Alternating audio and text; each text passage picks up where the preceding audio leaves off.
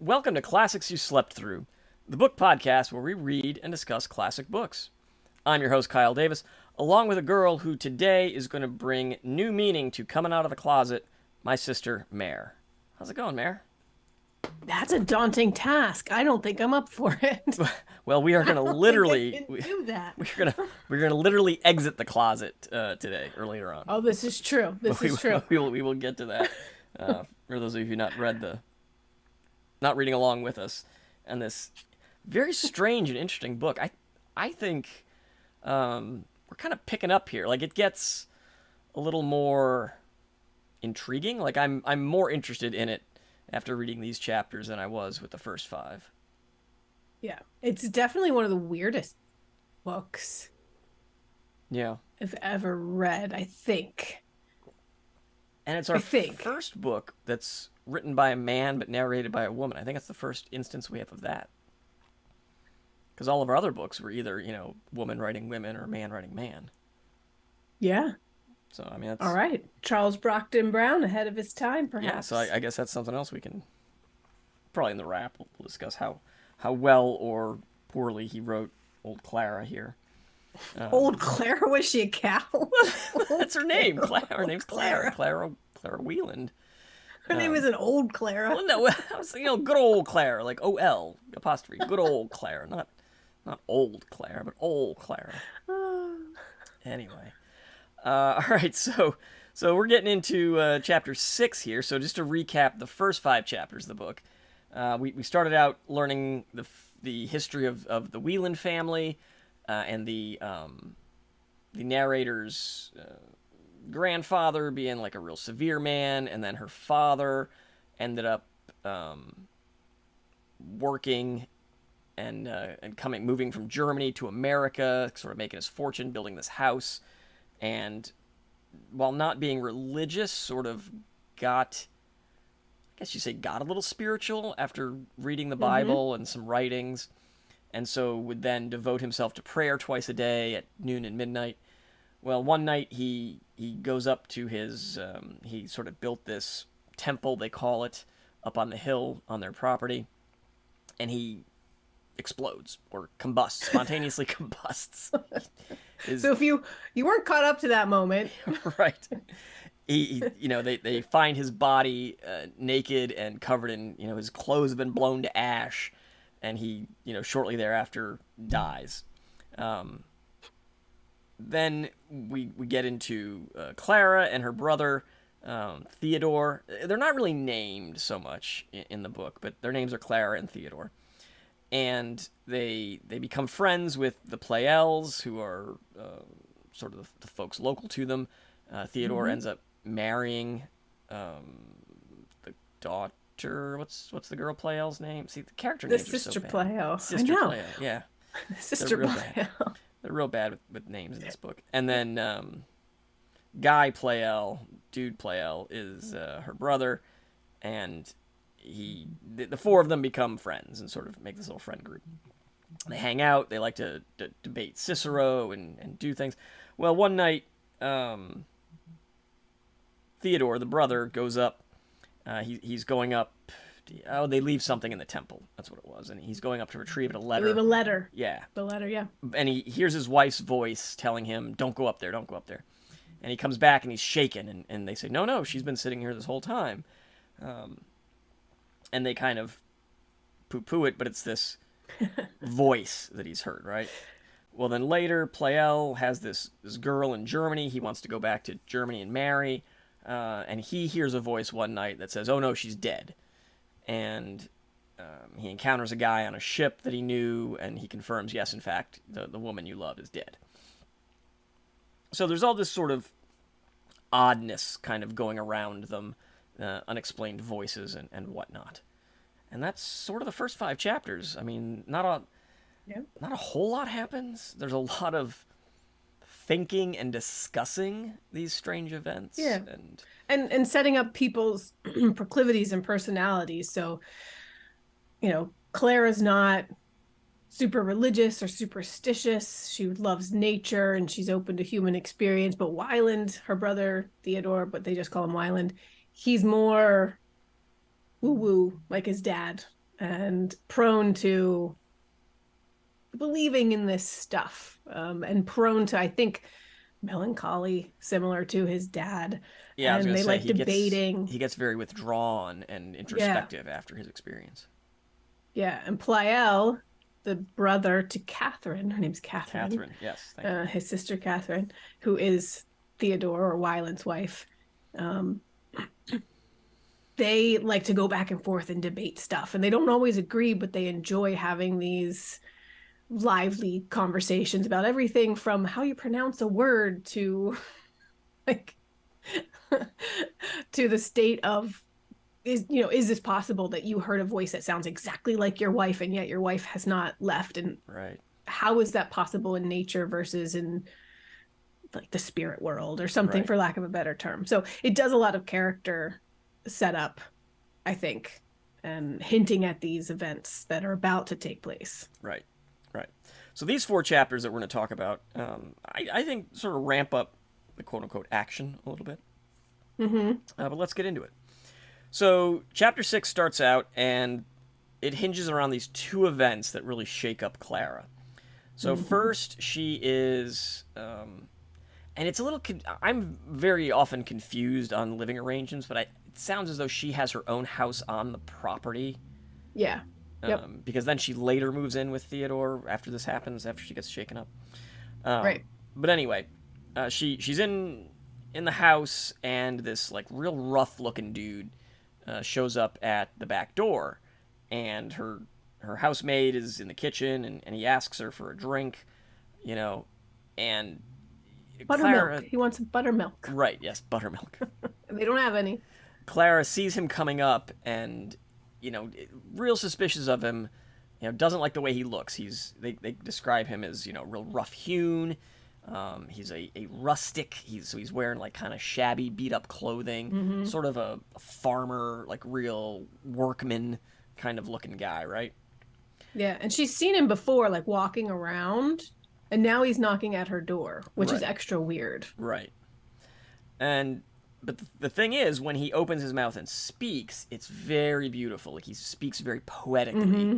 and the juxtaposition, it really throws her. Like she's very disturbed Yeah. by this rough-looking guy that speaks well.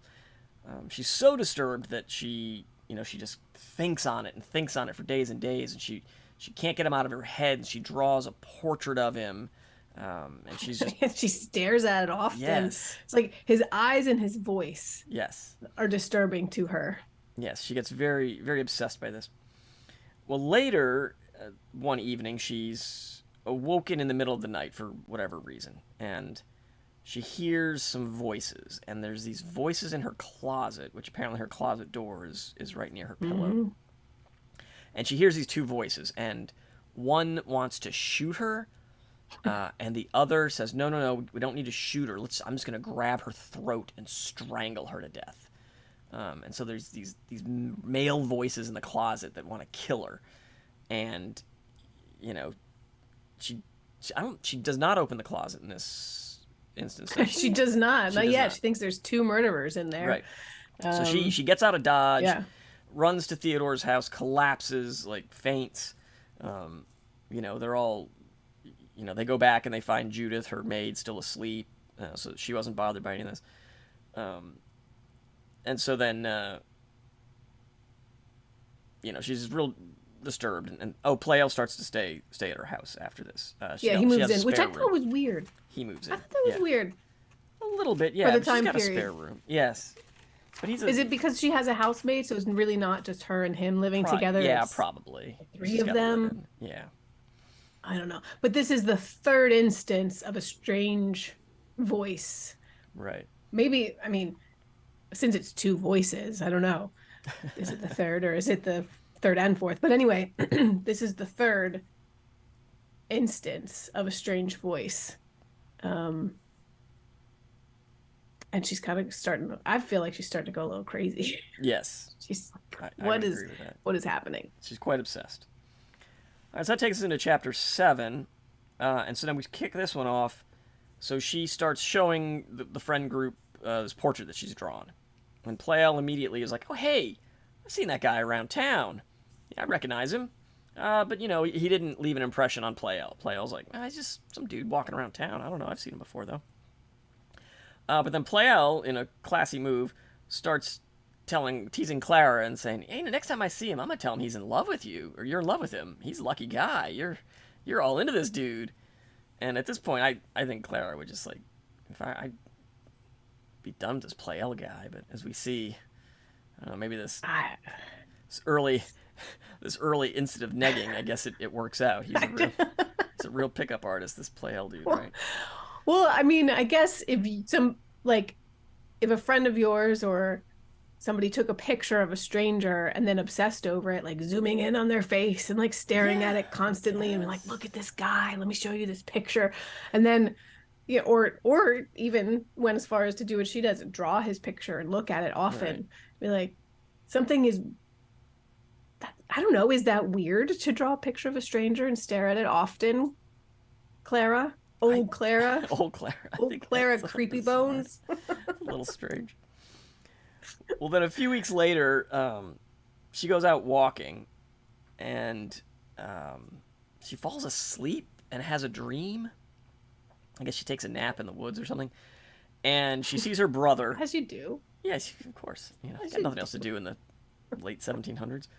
Her brother's out. She sees her brother. So this is her dream now, and she's walking up to him, but a voice tells her to stop because she's about to walk into a pit. And and the brother was like luring her in the dream to her demise. And I'm just picturing like something out of like a Bugs Bunny cartoon. Like there's a hole in the ground with like leaves over it, and she's gonna walk into it. Like what is? Anyway, there's a pit in front of her. Her brother's like Wile E. Coyote. He like has ice cream on a tray. He's like, come on. Yeah. So this voice that tells her to stop says that they're a friend. But old savvy Clara, she recognizes the voice, and she's like, no. This was the guy. This voice was in my closet wanting to shoot me. Closet voice. Yeah. It's a closet voice. And so she confronts him and says, no, you're the closet voice that wants to shoot me. And he says, no. I've repented of that. I don't really want to shoot you anymore. We're good. We're good now. Kidding. Just messing with you, Clara. And he says, hey, you need to avoid this place. This place and no other. You're safe everywhere in the area, but this one spot where there's this pit, I guess, you're not safe here. And she says, you need to tell, he's such a friend. He says, tell nobody or else you're doomed. And remember what happened to your dad. So just FYI. Yeah. Hey, remember that guy? Yeah. I mean, I'm not saying that would happen to you. Yes. But I just want you to think about what happened to him. And your dad exploded randomly.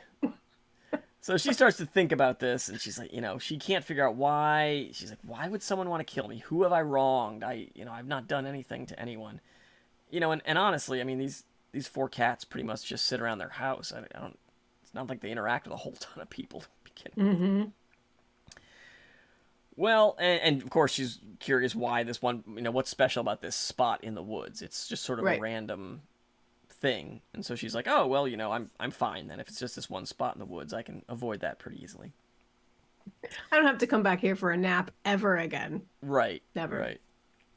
Well, next day, Pleyel comes over and he says, hey, that mysterious guy that was hanging around, I saw him down in town and I actually know him, which is weird that Pleyel didn't realize that at first. She must not be a very good artist. Well, Pleyel's seen him around town, and he doesn't even recognize the dude he hung out with in Spain. He's like, well, it was the weird garb. Because doesn't he come dressed differently then? True. Yeah, he's dressed as the rustic guy now, as the workman. Yeah, and then And before, when he was in Spain, he looked like a Spaniard. So he dressed like a Spaniard, whatever that means. So anyway, 3 years earlier, Pleyel had been hanging out in Spain, and he ran into this guy, and he said he was indistinguishable from a Spaniard. He spoke Spanish, he looked like a Spaniard, dressed like a Spaniard, but turns out he was English.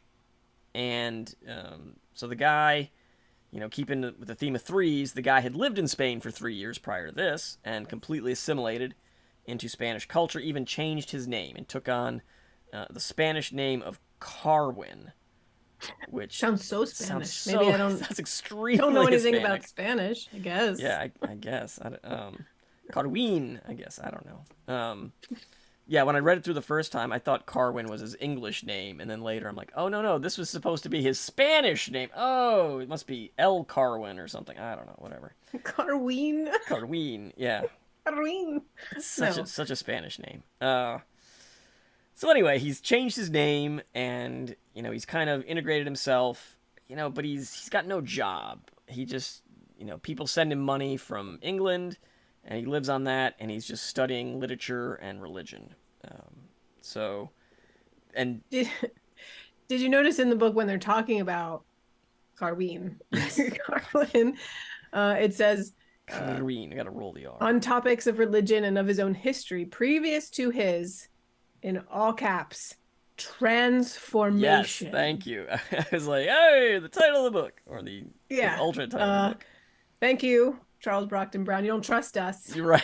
to pick up what you're putting down. You have to put it in all caps. That's called the book foreshadowing.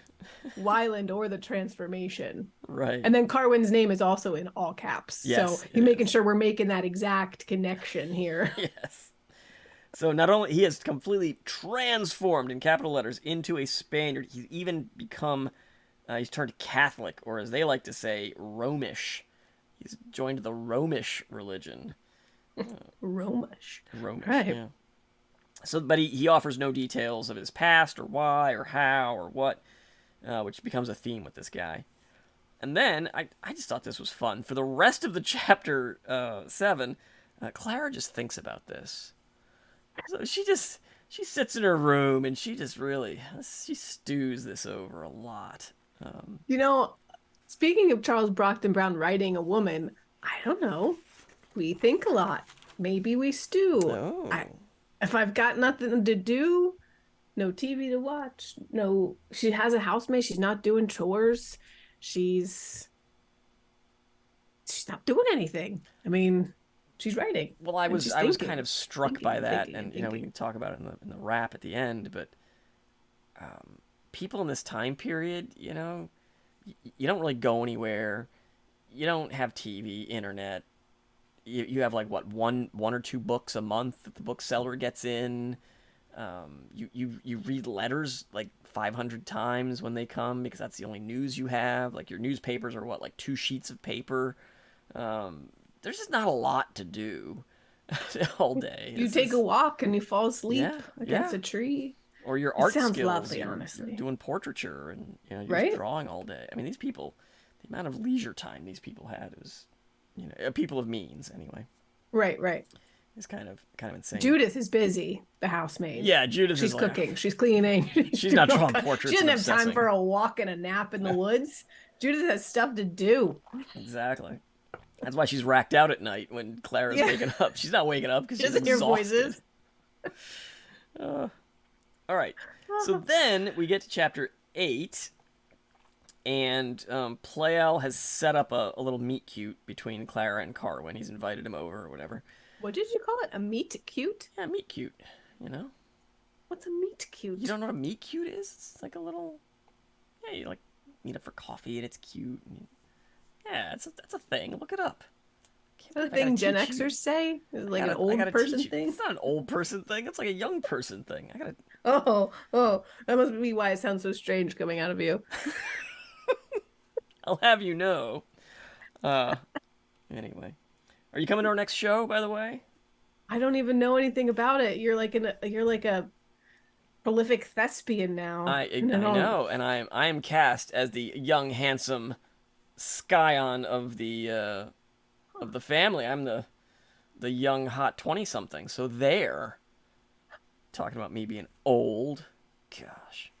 Anyway. I mean, how many people went for the role? I don't know, but they cast me. It doesn't matter. Whatever. All right. Anyway, so it was either you or old Clara. Exactly. Yeah, Clara was my other role. And it didn't fit. Yeah, they're like, nah, you don't look like a Clara. So anyway, she goes to meet Carwin, and I just like. I mean, I know obviously it's foreshadowing but reading through it the first time, Clara's thoughts are: is he to be dreaded or adored? Are his powers to be used for good or for evil? It's like, lady, you're just meeting this guy. Like, I mean, come on, man. Talk about melodrama. But anyway, there must be some like he is like I guess perhaps he is captivating in that way. Like his eyes and his voice yes, draw her in, and she's like, either I'm in for a world of bliss or a world of hurt. I don't know which one it is, but if you're that captivating, it's got to be one of the two. It's not, he's not some monotone humdrum, nothing of a person. Right. No offense to you monotone people out there. I don't know. we love our monotone people. Don't worry. But yeah, she's definitely intrigued by him. She says he says very little but speaks significantly. And maybe that's another hint. Yeah. He speaks significantly. Yeah. So after this, he sort of joins the friend group and he becomes a frequent visitor. He comes over every day or two. And this is, again, a little weird, but, foreshadowing, right? Mm-hmm. After he leaves, every time his visit is over and he departs, the other four, it says, they dissect his every word and glance and gesture. Like, this poor dude, like, he just wants to come over and hang out. He thinks he's making friends. And as soon as he walks out, like, all right, he looked over there for like 4 seconds. And then he looked over here for 3. What does that mean? Like, he's the weird dude in the friend group. Well, he's the weirdo. He is. It's like, we're cool with that guy. But dude, is it just me? Is it just me, or is he kind of creepy? Is he giving off a vibe? Like, they keep inviting him over, so I don't know. Or he keeps coming over. Well, true. But these guys, he starts to like come and go. This friend group, they need some better hobbies or something, because they're getting a little obsessed over this Carwin guy. But through all the visits, he avoids mentioning any personal details of his life. He doesn't talk about why he left Spain. He definitely does not like them questioning. Like, every time they start to go down that sort of route, his expressions show that he doesn't like it. And so they start to tell Carwin about the voices they're hearing and the strange things that have happened. And he gets he takes them very seriously. He doesn't laugh them off. Right. She was worried that he was going to. Right. And so he starts telling them, oh, some similar things have happened to me. But when he tells them his stories, he's like, well, but I'm not convinced this is supernatural. Because in every story, he figures out, like, the angle, right? Like, there could have been a person standing over there, or there could have been, it could be a person talking every time. Yeah. Carwin's communicated through a tube. Right. People just carrying around tubes to trick you. Exactly. I don't know. And he starts to, like, cast doubt on their stories and say, when this happened to you, a person could have been doing this or that or the other. So we'll see. But yeah, he visits pretty frequently. He never stays over. They always, even when he stays late, they're like, oh, just stay the night. He's like, nope, I gotta go. Do they know where he lives? No, he will not tell them where he lives, so they have no idea where he lives. And they say he's always a very serious person. So he's not bringing the levity here. And at the end of the chapter, after some of these visits, Clara notices, and this is just another ringing endorsement for still having Carwin over. She says that everybody seems much unhappier now that Carwin's in their life. The whole mood just like... Right. They used to be this fun friend group with their little debates and talking about Cicero and pronunciations of words and hanging out in the temple. And now that Carwin's around, everyone's just kind of like, ugh. Right. And Clara thinks it's because the others detect, quote, the ambiguousness of her behavior. So she thinks it's her. Why does she think it's her fault? I don't know, but she thinks it's that they notice a change in her, or that she's, acting weird. So she thinks that she's the one making them unhappy. And specifically Pleyel. Pleyel was unhappy. Right. And she thought for sure that it was her. And that wasn't because, as she calls her, the Saxon lady. I like that he was in love with this person and they don't know her name. Right. The Saxon lady is dead. It's definitely her fault. She's like a Uh, countess or something, or she had a title. but well, yeah, I don't know the Saxon lady's title. Now I just call her the Saxon lady because old Clara calls her the Saxon Yeah. lady. But she's excited by that. She's like a nameless ecstasy thrilled through my frame. Yeah. So we're That starting to. if Yeah. yeah, if I'm acting that way, it makes Plyle upset. Must mean he cares about how I'm acting toward him, and therefore, Yes. yeah. Yeah. So we get that at the start of 9 here. So into chapter 9, um, Wieland gets a new book from Germany, and the friends decide, hey, let's make this in. Because, once again, they have nothing better to do. Let's take this book and let's act it out as a play, just for ourselves, I guess. Um, Doesn't that sound fun? ah, Thespian Davis? I mean, I have too many other things to do to just randomly inject I have too many actual another play. plays. Yes, I have too many actual plays.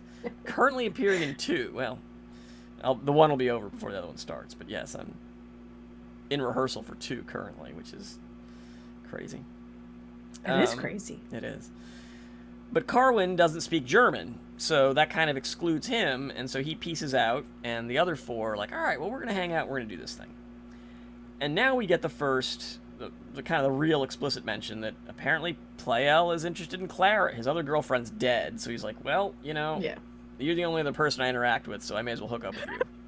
I already live with you. We Right, should probably exactly. just Which is that's what you did back in 17 whatever. You only knew like 4 people, so your choices are pretty limited for right? romantic partners. You're not meeting, somebody from Canada or anything. You're just the person down the street or the person you live next to. Those are your choices, buddy. Pick one. Well, that was true. Remember? Do you remember that was true of our great grandmother? Like she came over here from Italy, married someone she didn't know. That guy died.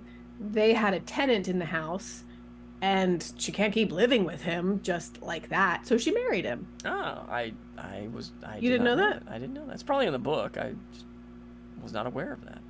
Yeah. Interesting. Well, there you That's what go. Mom I said, mean, anyway. that's what happens. You interact with like 4 people and pick one. That's Pick it. one, especially if they already live in your house.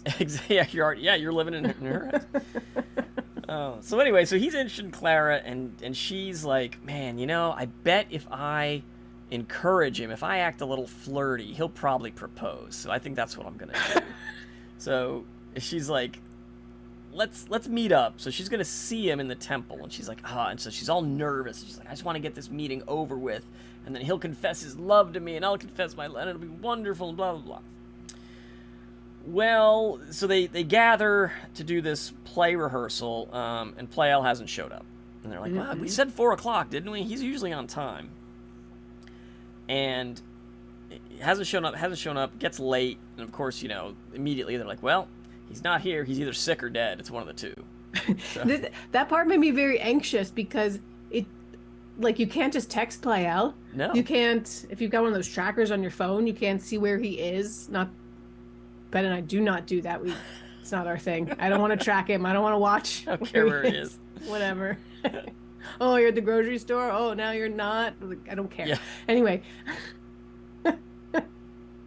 But they have no idea. And they're going through well, he's usually on time. Well, maybe he got the date wrong. No, that's not him. Maybe he thought it was tomorrow. But no, that couldn't be because he never does that. Well, maybe he'll be along in a minute. Well, maybe he got sick. And how terrifying that must be, or used to be. Well, that's how we grew up. Like, you left the house at 4 and you're like, all right, I'll see you when we get there. And then maybe you hit a payphone at the rest stop and like, yeah, we're still on our way, But if somebody doesn't show up by whatever time, Yeah, at least you could have like a phone call or an answering machine or something. You didn't have any of that. What if they just never showed up again? They fell in the river and they were gone. Yeah, and you would never have any idea. You'd never know what happened. Yeah. Crazy. Life was much more unsettled, I think, back then, definitely back then. And, because anything could kill you. You could just be a wild animal, get you out of the woods, or, While you're napping in the woods on your walk, you could just be eaten. Right. Or get taken by the consumption, in the middle of your meal or something. No. I don't know. No one would know. Yeah.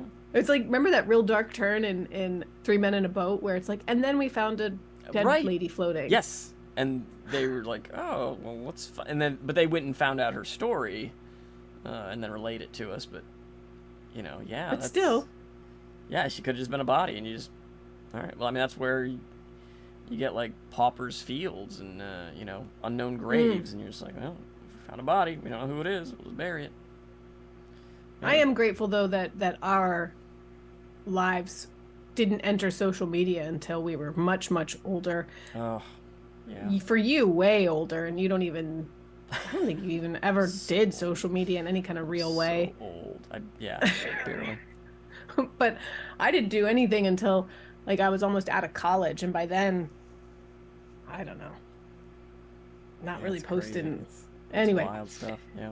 it's terrifying for our kids, I think. Oh, it absolutely. Well, I think just it's terrifying for us. Well, anyway, really great story. If you haven't seen in the New York Times, there's also a great podcast. I'll shoot to you about the new Bing AI chatbot that Microsoft is doing, and it fell in love with the reporter and tried to get him to break up his marriage, and it's wild. Yeah, the next 2 or 3 years, I know this is not a tech podcast, but the next 2 or 3 years are going to be absolutely insane. The world is going to go nuts in the next 2 or 3 years. I'm a little concerned. Anyway. I'm just going to say it now that absolutely, that I believe this in like the best way that I can believe something, which is with a grain of multiple types of salt. I don't know what that even means, but everything you've ever read in a science fiction book about, heed this warning about AI and the robot uprising or whatever, I feel like is just going to happen. It's absolutely going to happen. Every reader is going to be like, duh. Yes. Like, yes. In 1950, authors predicted that this is the way humanity works, and humanity would do these things that then put us in a position with tech. Because over and over again, if there's anything that you and I have learned, or that I've certainly learned from really digging into the classics and talking about it in a real way, is that they're true, they're real, and it happens, and it reflects modern life, and it's ridiculous. So whatever, the robots are coming, we're going to be put into pods in the Matrix, and that's what life is going to be. Yeah, so folks, check out the February, today this is February, the February 17th episode of the Hard Fork podcast from the New York Times. It's wild. What February, you said 17th? Yes, today? Today's episode. Yeah, it dropped this morning. Yeah, it's crazy. Anyway, so Plael hasn't showed up. Clara thinks it's because he's not sure if he loves her and doesn't want to see her. So she's all riled up by this. So in the middle of the night, she's like, I just got to tell him. I'm gonna write him a letter. So she's gonna get up and do that. So then she sits around and she starts thinking about, oh, why was he there? Why didn't he come? Oh, maybe he went to Jersey by canoe, and I know canoes tip over, and so that's gonna be my new thing. You guys going down the shore? You going to Jersey by canoe? Going to Jersey by canoe. Don't go to Jersey by canoe, folks. Well, don't go to Jersey. Period. That's generally good advice. But anyway, come on. So instead, she's like, you know what? I'm gonna read some of Dad's memoir. That I guess that'll calm her down. I don't know. Something to read. Right. And she's like, she Scrolling goes through through this whole thing like, well, I need to get a light, but Judith's asleep, so I'll have to go into the kitchen to get a candle. And, it doesn't really matter if I get the book first or the candle first. And I know where the book is. I can get it out of the closet in the dark. So let me go do that. So I feel like it's an accurate representation of how I think about things. So again, Brockton Brown's doing a good job of writing this female anyway. Maybe he knows how to do it. So then she's about to go to the closet, but then she's like, wait, it's midnight, and I know what happens at the closet at midnight. And right as she's going to touch the door, there's this loud scream that says, hold, don't do it. And so she looks around the room, a bunch of times. She's like, there's nothing in here. What made that? What's shouting? So finally she decides to open the closet. So she does. But she thinks it's her brother. Right, which is just kind of... She thinks it's her brother because he wanted to kill her in her dream. Right, so he's hiding in the closet now. Right, and I just want to say Yeah, What? of course. Do you remember when you did that to me? Yes, I do. It was probably the single most terrifying thing that's ever happened to me. I don't know when you got in there, but you got in Early in the there. evening, or before you went to bed. How long? That's dedication, first of all. You were like what, 4? I mean, it wasn't hard to fool 7. you. 7? What? I feel Okay. like I was 7. I feel like you were 4, but whatever.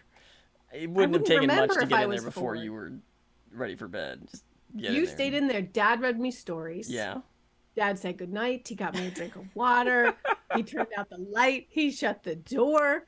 And then, I don't know if you did it on purpose. You made a Yes, I did it sound. on purpose. Of course. You made a sound. And I remember I had these white Easter shoes that had like a tiny heel for a kid and a bow on top. And I was convinced that that was the sound of that specific shoe. Oh, And I sat up in bed okay. and I clutched my puppy Juno. And I'd never been so terrified in my life. It is probably the single meanest thing I thought it any was pretty human has funny. I ever went to done. bed and had a good laugh, but whatever. Oh my God. I don't even remember if you jumped out and said boo because it didn't matter what you did. The sound of the shoe and like every moment of a child's fear being like, I knew it. I have a feeling that I jumped on the bed or something and like You jump did something scared you. horrifically terrifying. I think I might have. Well, anyway, the door opens. She opens the door, and there's somebody in there, just like it was. Just it's not me, and it was not her brother, not her brother. But there's a figure, and this figure kind of comes out, and she says it's Carwin, and she's like, "Oh, it's Carwin," Dun, dun, dun. and he kind of starts telling her about the voice she's been hearing, and this is very odd. I'm very curious to read more of this book, but he says that the other voice is his foe, and it's not human. So she thought it might have been one of her companions, and he's like, no, you're not gonna recognize this voice. It's not even human.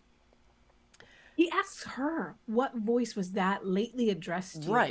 Right. He wants to see. Like, Well, he wants what? to see if she knows who it is, and Because he says, doesn't? Or well, he he does? does. Well, he does. He's kind of messing with her. Oh. Yeah, because he says, well, you're not gonna recognize it. It's not human, right? You don't. It's my foe, and then I mean, imagine this: this dude walks out of your closet, right? And this is, we warned you at the beginning here, but he says that this voice, the other voice, has stopped him from raping her. Twice. Yes, he's. I mean, they don't say it quite so. He says, "Twice have you been saved." He says, "But for him, I should have long ere now have borne away the spoils of your honor," which is a very poetic way of saying I was gonna rape you. Ooh. That's fine. Yeah. That's terrifying. Absolutely Yeah, terrifying. this dude that's just been hanging out with them, just kind of chilling. He just kind of straight up like, "Oh yeah, by the way, this guy stopped me from raping you, so just FYI." And then he's like, why are you afraid now? I know. He's Didn't like, "But I I'm just good tell now." you you're Right. safe? Yes, you're protected. Remember, I told you you're protected. I can't hurt you now. God, you're such a jerk. Right? Why don't you trust me? Yeah, it's Ugh, it's so crazy. it's gross. It's a very Hate very Carwin. very weird book.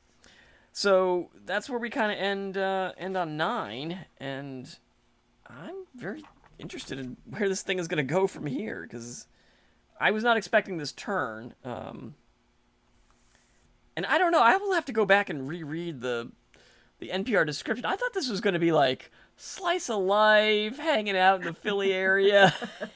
No, this is like Yeah, you're like, we could travel around and Right. take pictures of where they there's no location. It's like we got a place on the Schuylkill, and now Carwin's gonna jump out of my closet. Like, okay, let's. He's like, I don't know what you call it, if he's gaslighting her, if he's I don't know what he's doing, but he's like, I gotta go, basically. Yeah, Why am I still here? I'm not gonna ask for your forgiveness. I see that you're so scared. yeah. Like you won't your fears are invincible. And I mean, what else can I do? Yeah. Like It's wild. Well, It's of very course their wild. fears are invincible. Very It's wild. terrifying. Ugh. Anyway. All right, so that is our So that's stuff it. for this week. And I forgot to check. What are we doing for the next, We're doing through what? 10 through. Hold on. I forget. I had it. Yeah, It's right here. 10 through 14. 10 through 14. Okay, so next episode, we're going to read up through chapter 14.